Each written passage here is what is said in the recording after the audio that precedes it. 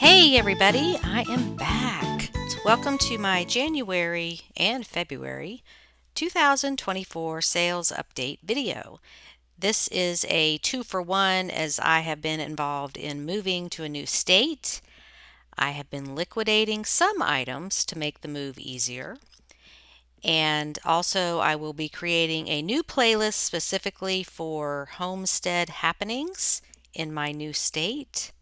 I won't be starting a new channel, so the playlist will be right here on my established channel. And side note, we are kind of in a mess right now with combining two households, all in the midst of a full house remodel. So this is my challenge in life right now, keeping all of my eBay work going under less than optimal conditions. We've had some struggles. Anyway, I'll be showing you before and after photos of the remodel and some of the challenges during the transition, as well as what's going on around the homestead. So something new and different for my channel is coming up. And I want to thank you for your patience as I make this transition. But this video highlights some of my January and February sales, and there are some moving your eBay business tips at the end. So now on to the sales update. Okay, this is my boomerang item of the video. I think I've sold this sweater 3 times and it kept getting returned just because it didn't fit or the colors didn't match. It was no issue with me or the sweater, just the customer didn't like it. So finally, I sold it and it stuck. This is a Talbot's 100% cashmere sweater. I paid $4.30. It sold for $22.50. It took 15 days to sell, but remember, it was purchased and returned a number of times, so 15 days from the last time it was relisted. And profit was $20.33. This is a Gund plush Lovey, kind of a stuffed animal thing, big and floppy, a vintage. I paid 50 cents, took an offer of $20. It took 84 days, and profit was $22.28. And the duration is the time the item took to sell from the last time it was ended and restarted or originally listed. I do like to track how long it takes for things to sell. Okay, this is a vintage skier hat. It has the ear flaps on it, just kind of a cool item. 100% wool. I paid $4. It sold for $25. It took 5 days to sell, and profit was $22.80. This is an Adidas soccer jersey, the 3-stripe on the sleeve style. I paid $1.50 for this, took an offer of $25. It took 55 days to sell, and my profit was $25.17. This is a Barefoot Dreams lounge dress sweater. It is very soft and feels like a blanket. I paid $3, took an offer of $25. It took 1 day to sell from the time it was ended and restarted. Profit was $26.08. Okay, a pair of Allegria shoes. I paid $5.50, took an offer of $28. Took 19 days to sell. Profit was $26.19, and this item has a little bit of a weird story with it. I shipped it, and a few days later it was received, and the customer contacted me and said there was only one shoe in the box. And I know for a fact both shoes were in there, so I don't know if she got me mixed up with another seller or what happened. I asked her to send me a photo of the box and what she received, and it was a box I would not have used, and it was wrapped in blue tissue paper, which I don't even have. So I don't know if she was genuinely confused, so I messaged her back and said, you may have us confused with another seller. We don't have a box like that. We don't use blue tissue paper. And never heard back from her. So she is also a reseller. So I'm wondering if she ordered multiple pairs and got me confused with another seller. I hate to go into scam mode and think that she was trying to get away with something. Maybe she had a pair of these and one shoe was defective and she was just trying to replace that and, scam a seller. I don't know. I never heard back from her, and so either she figured it out or she decided not to go through with claiming that I only sent her one shoe. So sometimes those situations just fix themselves. Okay, the next item is a vintage plush. The brand is Animal Fair. I paid 50 cents for him. He sold for $35, took 90 days to sell. Profit was $28.75. And the buyer was just thrilled to have this because her dad had this exact same one and she was replacing it and was just thrilled that it was in such good condition. And this looks like a pretty plain item. There's nothing fancy about it. It's just old and sentimental to someone. So that was a good flip. Okay, next is this Lands of Salzburg nightgown. It had Scotty dogs all over it, and I found that any item with a specific dog breed is a good seller. I paid $3.25 for this. It sold for $38. Took 86 days to sell. Profit was $31.20. This is a new brand for me. It's called Jude Connolly. This is a dress. I paid $6.50 for this. It sold for $47 on best offer. Took 42 days to sell, and that was from the time I originally listed it. My profit was $35.81, and it's kind of a stretchy knit, casual feeling dress, but the person who created it, the lady, was looking for comfortable workwear. She worked in the fashion industry and so created her own brand. Okay, this is an Eden plush baby doll, vintage. I paid 50 cents for her. She sold for $45. Took 34 days to sell.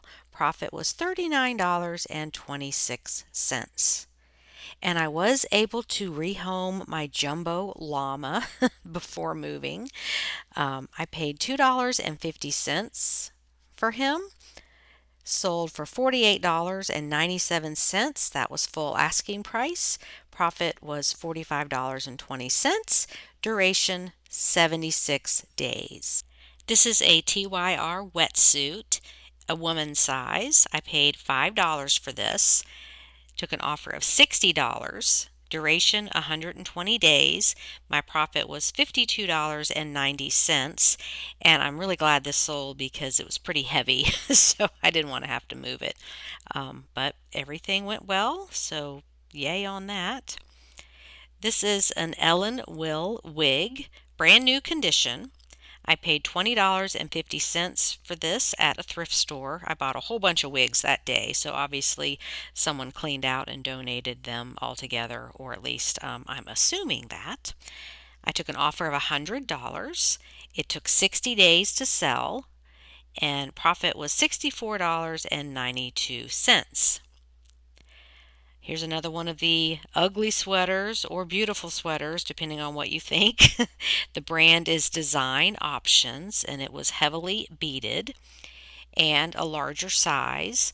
I paid $5 for this at a private pick where I bought a whole bunch of these sweaters, and so they are gradually selling. It sold for $89.97.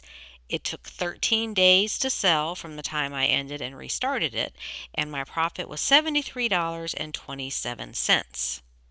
And here is the cover item, a Jacob Hill genuine python snakeskin bracelet. I paid $1 for this. Took an offer of $103, took 53 days to sell. Profit was $89.39. And you can see right here there's a little bit of damage, which I disclosed in the listing, so no problem, and the person was completely happy with it. And my highest profit item was another design option sweater, this with a dogwood flower motif. Paid $5. It sold for $99.97, took 13 days to sell.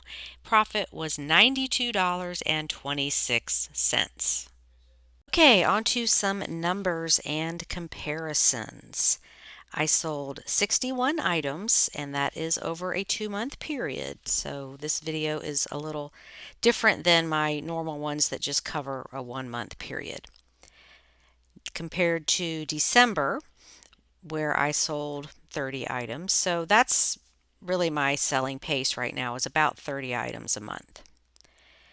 Number of items in my store, 315, and this did drop as I have liquidated items for the move and was really focused on downsizing the inventory I was going to have to move without sacrificing price on items that are, truly high dollar and limited in number.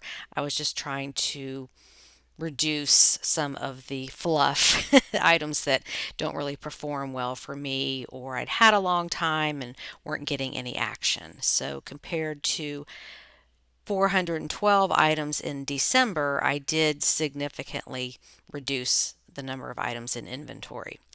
My inventory cost for the items that sold, $302.35, and remember that is over a 2-month period, compared to inventory cost in December, $117, and that's pretty consistent for me. Whatever sells for the month costs me around $100. Profit per item, $19.49. That is down from December, which was $30 per item, and again, intentionally liquidating to reduce the amount of inventory I would have to move, so I can build that back up. Average duration of a listing before it's sold, 40 days compared to 51 days back in December. So again, that was intentional, getting rid of things. I had 5 returns over the 2-month period. So that's not terrible because it's 2 months, so about 2 returns per month. New listings, meaning listings that have never been there before, 0. But I am already listing again and finding some cool items in this farmhouse. So stay tuned for that because I listed some things yesterday. One is already sold, so I am back. Refreshed listings during the 2-month period, 208. So I did work on ending and restarting just to keep some things going. Now I want to talk about some moving strategies, and this is pretty short, sweet, and to the point, but if you ever have to move your business, you do have to think about how you're going to do it. So let me tell you how I did it, because I have moved several times in the last 10 years. I feel like Goldilocks, trying to find what's just right, and maybe I found it this time. But anyway, these are my quick and dirty plans for moving an eBay business. It really just takes planning and some deliberate thought. So first step is to downsize whatever you can, both business and personal items, and start doing this as soon as you find out you're going to be moving. Lighten the load before you start packing. And if you are heading into retirement, or you know that you're going to be moving in the near future, go ahead and start doing this now, at least for your personal stuff, because we all accumulate more than we think we do, and once you start diving into it, you're going to realize, I'm glad I'm doing this now, because it's pretty stressful to try to downsize right before you move. Okay, the next step is to stop buying inventory. It will be that much less to move, and you can always rebuild once you have moved to your new location, because finding inventory is really the easiest part of eBay. So go into liquidation mode. Get rid of dead stock that doesn't get views or offers. It never shows up in your send offer workflow. Accept lower offers than you normally would to get rid of things. Obviously, not sacrificing those items that are truly limited in number and will sell for a lot of money. You have to think through it. Run sales. Donate dead stock and what I call mistake buys, like, oh, I bought this as a experiment and it didn't work. Um, Obviously, you're not going to give away your valuable items. You won't liquidate every single thing, but be mindful of stuff that you have had a long time. It was really cheap. That type of item does not sell for you, or it is heavy or bulky to move, because all of this is going to add up when that moving truck is there and it's got to be carried out. And your future self will thank you if you compact your inventory. And if you're paying movers, you're going to save money because you're going to have less to move. So you want to think about the big picture here of letting some things go if they're not producing for you, or if they're going to require more time to move them. Is it really worth it? Okay, and yes, this is my inventory at my new location. And isn't that floor beautiful? That is what has been being put throughout the whole house. So it's kind of noisy putting in a new floor, but they're beautiful. So that's a sacrifice I'm making. But the tip here is to pack items in clear tubs or space bags if possible. You may think you'll remember where you packed certain items, but moving is chaotic. I actually had a tub come open and everything fell out of it. So it's helpful to be able to see what's inside a container when it comes time to find something that's sold. And you'll see I've got note cards there with what's inside, and I use clear tape and tape them inside the container because in my experience, I put stickers on the outside and they can fall off, and then it's just more confusing. So I put my labeling on the inside of the tub, so if it comes untaped, at least it's in the tub where you can still read it. Okay, use the time away setting on your store and change your handling time. You can choose to turn your store off completely so nothing sells, or allow items to sell and ship later by increasing your handling time. And that's the option I always use. I have never turned my store completely off. I just don't want to miss any sales. So if you choose to allow items to sell, be aware that buyers may not read the listing.